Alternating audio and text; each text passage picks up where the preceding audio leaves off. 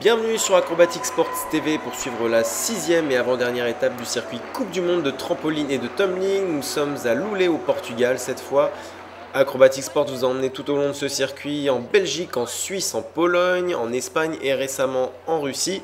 Nous sommes à présent encore sur la péninsule ibérique avec la finale trampoline synchronisée masculin, première des 6 finales que nous verrons. Et nous entrons dans le vif du sujet avec les Américains Steven Gluckstein et Logan Dooley, qui sont à 2 victoires cette année sur le circuit. Donc on le rappelle, le circuit Coupe du Monde fonctionne comme le championnat du monde de Formule 1, à savoir que les 16 premiers trampolinistes remportent un certain nombre de points et le vainqueur sera désigné à l'issue de la dernière étape qui aura lieu dans quelques jours à Salzgitter en Allemagne. Et entrée en triple avant carpé demi-tour pour les Américains.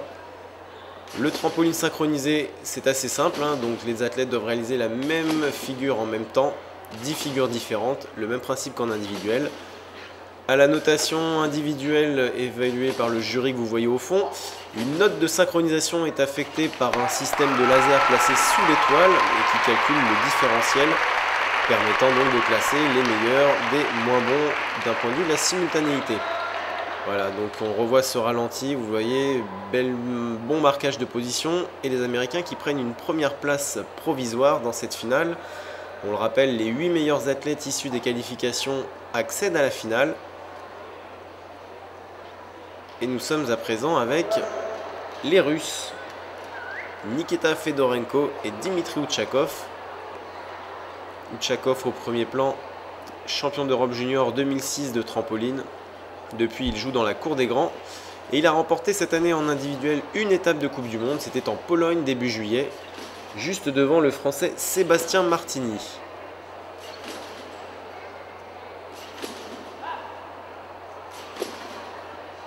Donc les 10 figures enchaînées doivent être différentes.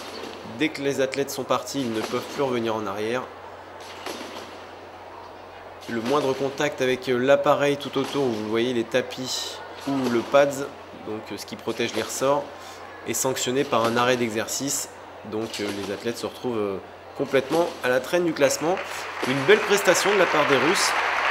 Outchakov qui n'est pas très satisfait de lui puisqu'on a vu une petite perte d'amplitude au milieu de l'exercice.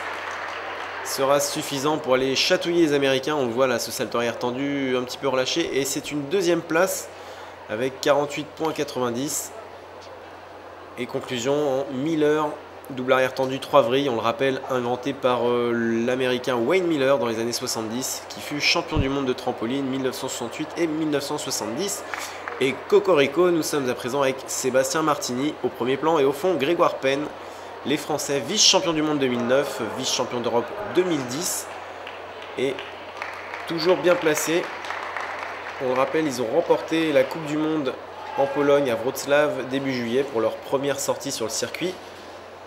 On ne les avait pas vus avant puisque Sébastien Martini avait quelques difficultés au niveau de son pied qu'il avait abîmé avant le championnat d'Europe en avril à Varna en Bulgarie, ce qui ne l'a pas empêché de réaliser une belle finale individuelle et une médaille d'argent avec Grégoire en synchronisé sur ce championnat d'Europe diffusé sur Acrobatic Sports TV, qui est toujours en ligne d'ailleurs, vous pouvez retrouver leur performance et une nouvelle performance sous vos yeux.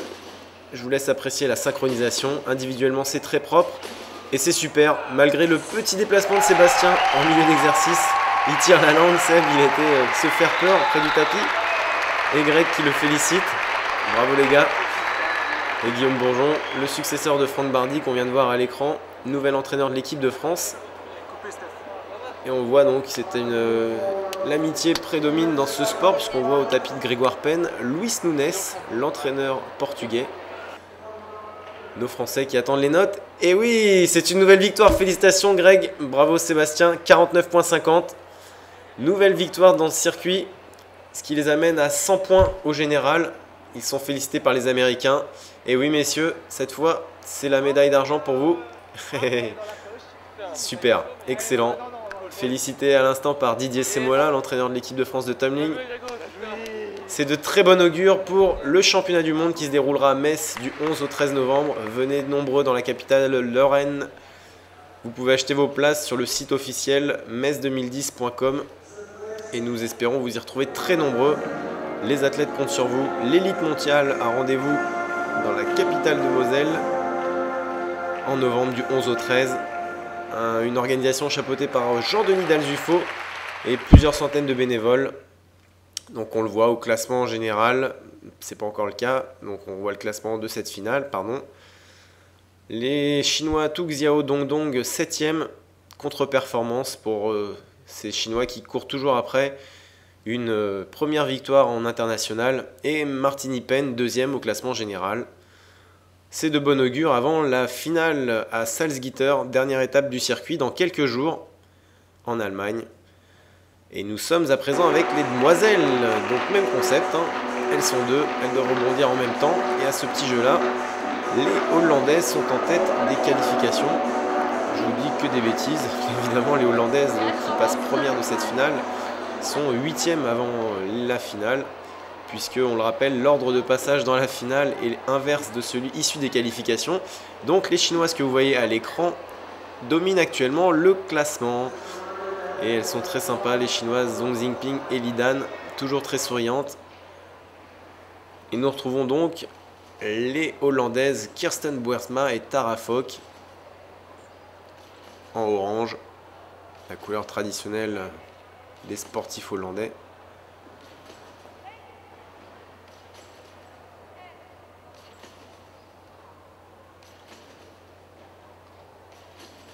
Une entrée en full in alpha out tendu, salto arrière tendu, une synchronisation correcte. Les Hollandaises qui optent pour une petite difficulté. Donc la difficulté, on le rappelle, est la somme des valeurs de chaque figure. Pour résumer, plus vous faites dur, plus vous faites de salto, plus vous faites de vrille, plus vous rentrerez de points dans ce qu'on appelle la note de difficulté qui vient s'ajouter aux notes de l'exécution, évaluées par le jury que vous voyez ici au fond de l'écran. Et une première place pour les Hollandaises avec 45 points. Voyons si elles conservent cette place puisque leur succèdent les Allemandes Anna Dogonadze au premier plan, Karina Baumgartner au deuxième. Anna Dogonadze ici à votre gauche, championne olympique 2004 de trampoline, championne du monde 2001, championne d'Europe 1998. Elle a 37 ans, elle a tout gagné et elle est encore vice-championne d'Europe 2010. Autrement dire, la relève n'est pas encore là et les anciennes tiennent encore le haut du pavé.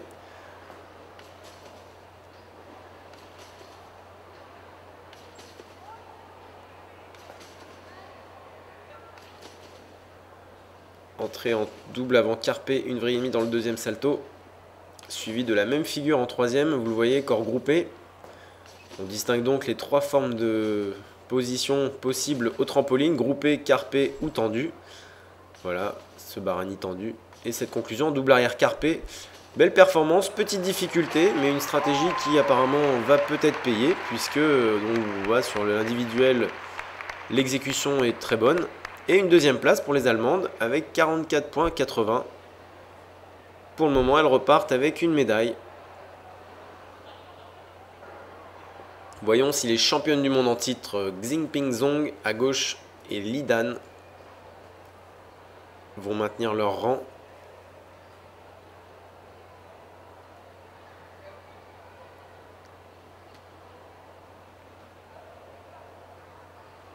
Les Chinoises qui ont remporté la 5e étape il y a quelques jours, c'était en Russie à Astrakhan, capitale mondiale du caviar,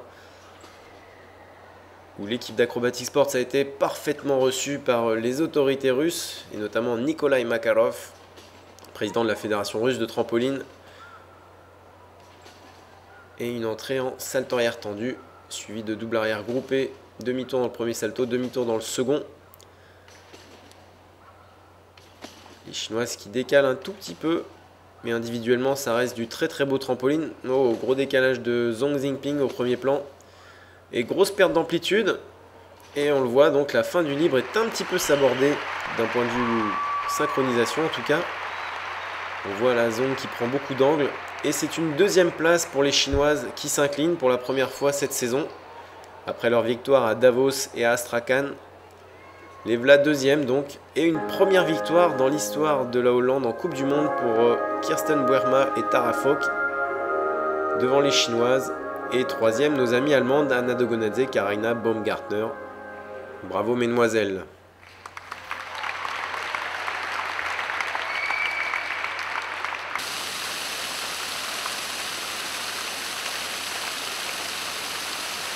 domicile, Cristina Sanz, Bernabeu et Claudia Pratt ne prennent que la 7e place devant leur public.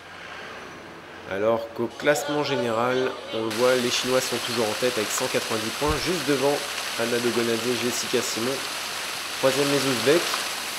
Et les Chinoises, la 2e équipe, Li et Wang, pointent à la 8e place. Et nous sommes à présent avec le trampoline individuel. Donc on a de tous les pays, hein, on le voit, du portugais, de la chinoise, avec Li Wena qui domine le classement, la championne olympique, et Wang Shanshan, qu'on voit là à gauche de l'écran, la championne du monde en titre. Toutes deux jamais avares de sourires et de petits gestes amicaux à l'égard de la caméra d'Acrobatic Sports, tout comme Anna Dogonadze que vous avez pu voir dans le défilé. Et nous entrons dans le vif du sujet avec Catherine Driscoll, la britannique, prétendante à une médaille dans la lignée des Andrea Holmes dans les années 80 ou plus récemment Kirsten Lawton ou Claire Wright, habituées des podiums internationaux. Alors que le juge arbitre à droite de votre écran est Monsieur John Beaton, un Écossais, entré en triple avant-groupé demi-tour. Très belle exécution de la part de la Britannique, quelques déplacements. Ça reste du très bon trampoline. Et conclusion en double arrière tendu, une vrille dans chaque salto, full in, full out tendu. Bravo Catherine.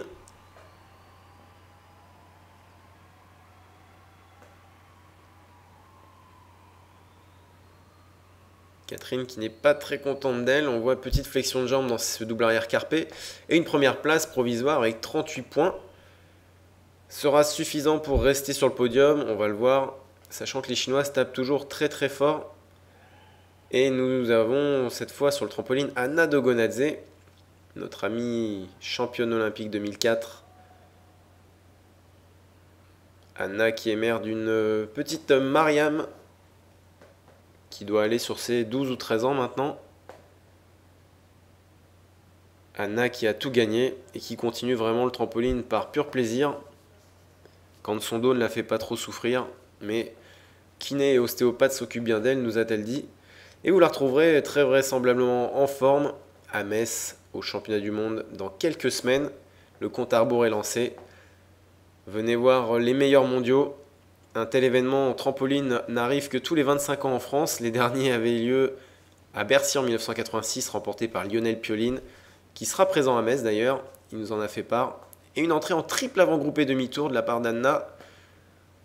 Un libre classique avec lequel elle avait remporté les Jeux Olympiques 2004. Et vous le voyez, très peu de déplacements, belle amplitude, aucune perte de hauteur, des bonnes positions bien marquées. Et conclusion, double arrière tendu, une vrille dans chaque salto, comme la Britannique. Et une fois de plus, c'est un libre parfaitement exécuté. Michael Kuhn qui l'a applaudi, l'entraîneur allemand. Et une première place avec un point de plus, vous le voyez, 39 points. Anna qui détrône donc Catherine Driscoll au classement provisoire de cette finale, alors que Wang Shanshan, la championne du monde en titre, va peut-être remettre les pendules à l'heure.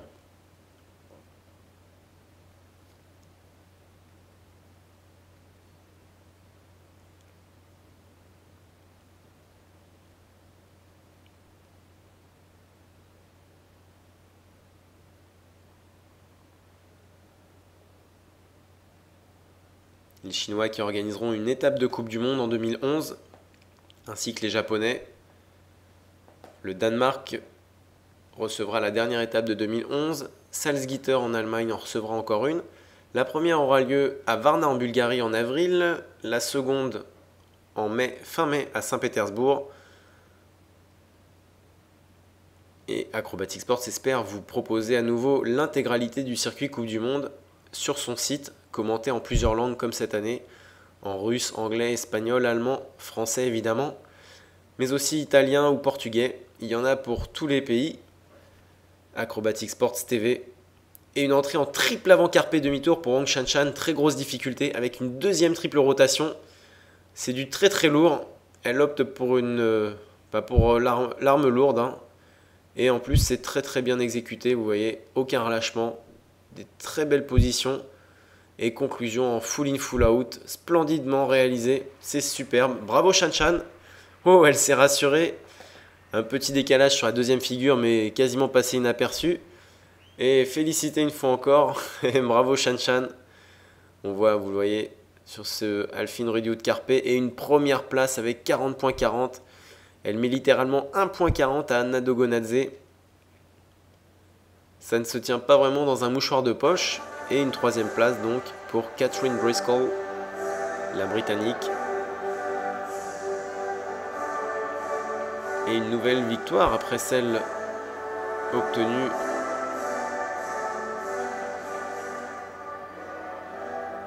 que dis-je, non, pas de nouvelle victoire pour Wang. Si, c'est elle qui gagne en Russie, qui détrône Hewena, la championne olympique. Et donc, Shan Shan qui devrait repasser normalement en tête du classement général Coupe du Monde. On va voir ça dans quelques instants.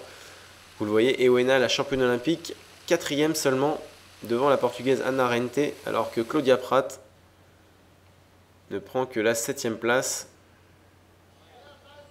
Et vous le voyez, Wang qui repasse devant Hewena, elle lui met 15 points. Anna Dogonadze 3e pour le moment. Et donc Wang qui est quasiment assuré de remporter la Coupe du Monde, puisque les Chinois ne seront pas à la dernière étape à Salzgitter dans quelques jours. Et nous sommes à présent avec les hommes.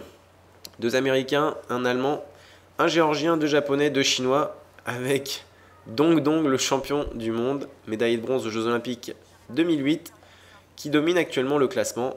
Et nous sommes avant de le retrouver avec Tetsuya Sotomura, le Japonais, l'un de mes favoris.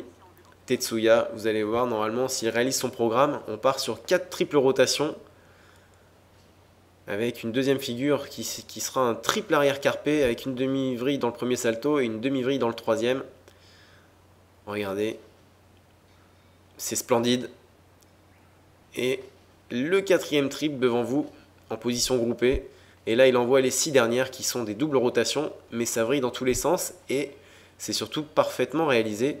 Quelques déplacements, mais ça reste du super bon trampoline. Splendide. Bravo Tetsuya, c'est super.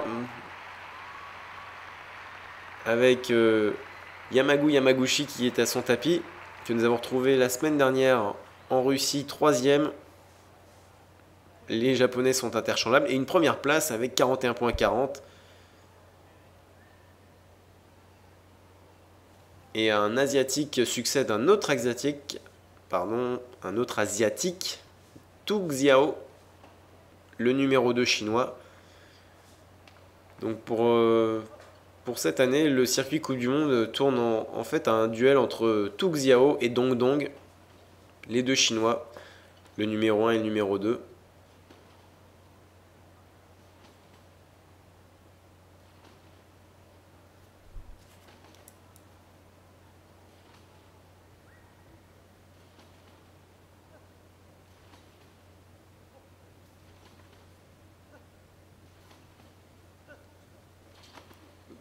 Grande amplitude de la part de Tu Xiao.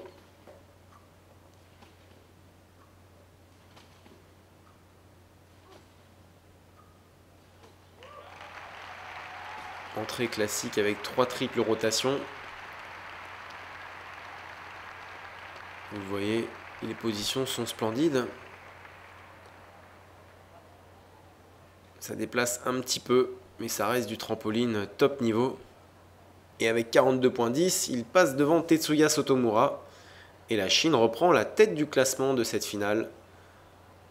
Alors que Dong Dong va très certainement remettre les pendules à l'heure. Dong Dong, 3 victoires en Coupe du Monde cette année, en 3 participations. Puisque la Chine n'était pas là à Gand en avril, ni à Wrocław en Pologne. Et à chacune de leurs apparitions, Dong Dong a fait main basse sur la médaille d'or, comme il l'avait fait au championnat du monde 2009 à Saint-Pétersbourg, il y a bientôt un an.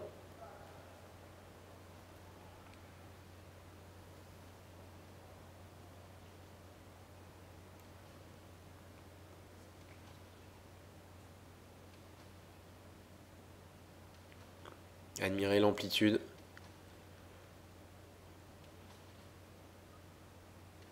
Lui aussi entre en 3 triples rotations du classique. Sauf qu'il déplace beaucoup moins que Tuk Xiao. Vous voyez, il reste dans le rectangle central, à part ici où il va perdre quelques dixièmes en déplacement. Là, il revient au milieu et il conclut d'une magistrale manière. Il est même pas essoufflé, ils ont un tel niveau ces Chinois, ils sont épatants. Donc, il va très certainement s'acheminer vers une nouvelle victoire.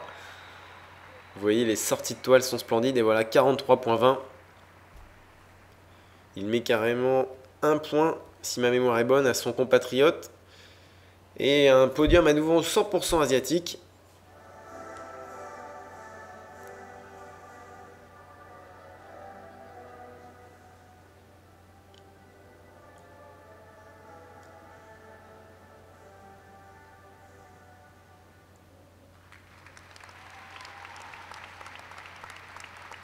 Tetsuya qui vient pour faire la photo finale.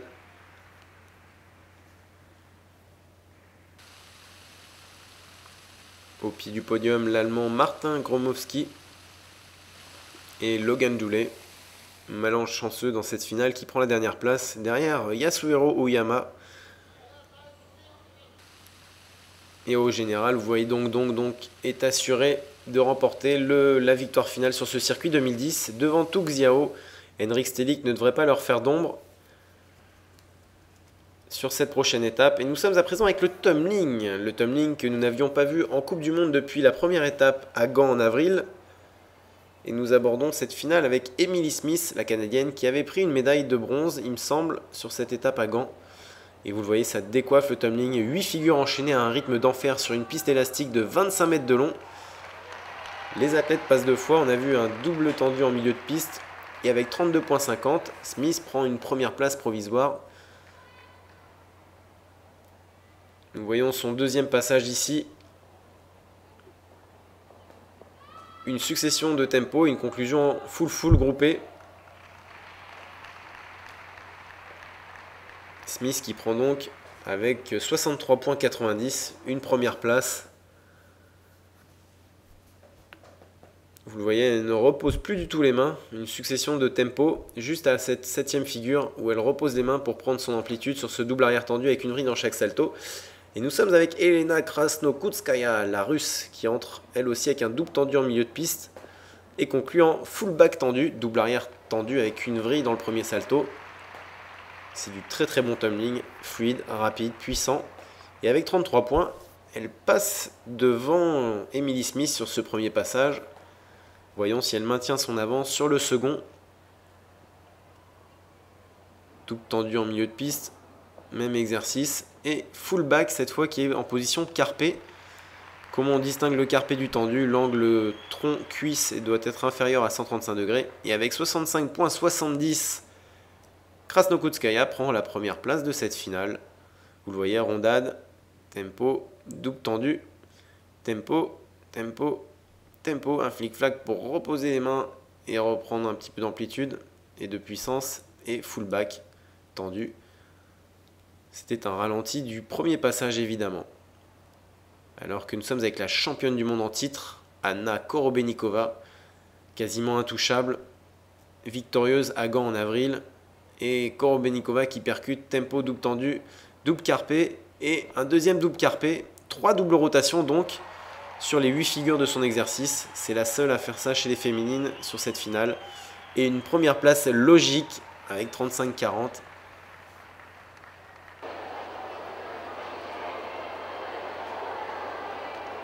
Korobenikova qui est un petit peu sans adversaire depuis la retraite de Samantha Palmer, la britannique médaillée d'or au championnat d'Europe 2006. Et un full back en milieu de piste, vous l'avez vu. Double arrière tendu avec une vrille dans le premier salto, c'est très osé. Et 69,50, Korobenikova qui atomise la concurrence et garde sa première place qu'elle occupait avant cette finale. Korobenikova qui fait la fine bouche, pas très satisfaite de cette deuxième prestation. Vous le voyez, elle percute, flic-flac. Une vrille dans le premier salto, suivi d'un salto tendu, une succession de tempos. Et elle repose les mains une dernière fois pour conclure en double arrière groupé. Une vrille dans chaque salto. Full tuck pour les aficionados. Et une nouvelle victoire pour Korobenikova qui prend donc la tête du classement général, qu'elle occupait déjà donc, qui maintient simplement son avance au classement général Coupe du Monde. Deuxième, Krasnokutskaya. Troisième, Emily Smith.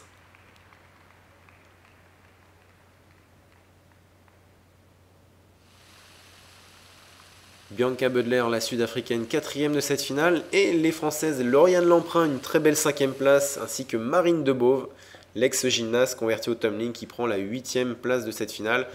Nous les retrouverons très certainement à Metz, au championnat du monde, du 11 au 13 novembre. Venez nombreux. Les places sont encore à vendre, mais il n'en reste plus beaucoup.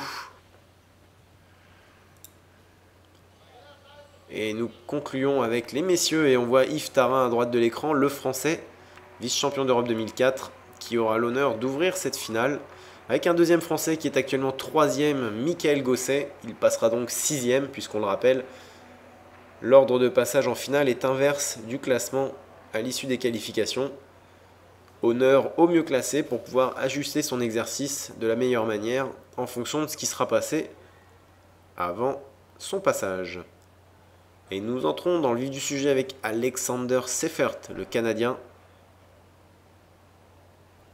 qui percute rondade full back tendu, double tendu et une conclusion double arrière, une vrille dans chaque salto, full tendu.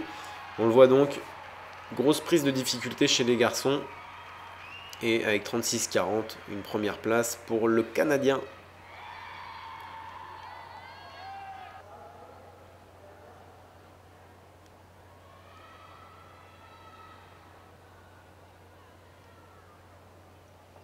Cette fois, il percute en double tendu, full back tendu et une conclusion full back carpé. C'est du très très bon tumbling. Bravo Alexander. Et 71 points pour une première place. Avec 34-60 sur ce deuxième passage. On le voit donc, rondade double tendu, tempo, flic-flac, back full tendu. Je me suis trompé. Effectivement, la vrille est placée dans le deuxième salto. Tandis que là, la vrille est placée dans le premier salto. Et nous sommes avec Mikhail Kostianov, le russe. Et ça percute à une vitesse hallucinante. Et ce full back groupé, première triple rotation de cette finale. Mikhail qui envoie du très très lourd. C'est un bûcheron, l'école russe. Il a percuté rondade tempo full, il me semble, j'ai pas bien vu. 37,90.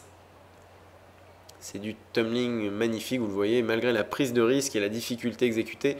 Il n'y a pas de rupture de rythme, c'est fluide, ça repart de plus belle juste après la double rotation. Regardez, full tendu, ça percute. Une série de tempo et un triple arrière, il ne repose même plus les mains, c'est hallucinant. Triple arrière stoy, comme disent les Russes, 74,60 et une première place logique avec cette grosse prise de risque. Tout zen, Michael. Bonjour, merci. Asseyez-vous là. C'est du très très bon tumbling. Regardez au ralenti, c'est splendide. Tempo, full tendu. Tempo. Il ne repose jamais les mains et il enquille sur ce triple arrière groupé. Un bûcheron, je vous le dis. Et en plus, il arrive quasiment en stoy, parfaitement pilé. Un tout petit pas pour se stabiliser. Un minimum de pénalité. Et Timofey Podest lui succède, qui envoie du très lourd avec ce full back tendu. Et ça va à fond les ballons. Et ce full back lui aussi, avec ce petit rebond à l'arrivée. Mais il prend la première place avec 37,80. Première place du premier passage. Il n'est pas très content de lui, Timofey.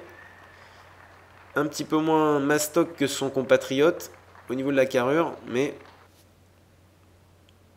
on le revoit donc ce full back de très bonne qualité.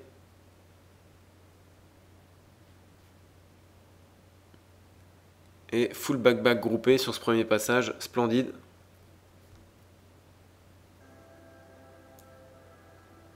Podest qui donc prend cette première place, première victoire en Coupe du Monde.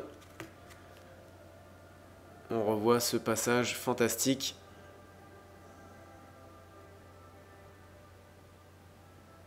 Full back et une élévation monstrueuse. C'est sensationnel. Kostianov donc deuxième, troisième Alexander Seifert, le Canadien. On le le voit, Michael Gosset rétrograde à la 4e place, tandis qu'Yves Tarin gagne une place et prend la 7e place. Bravo les Frenchies. Rendez-vous à Metz en novembre du 11 au 13.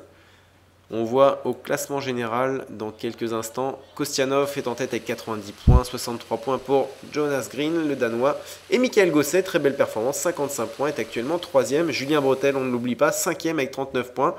Rendez-vous à Salzgitter pour la dernière étape du circuit sur Acrobatic Sports TV évidemment. A bientôt.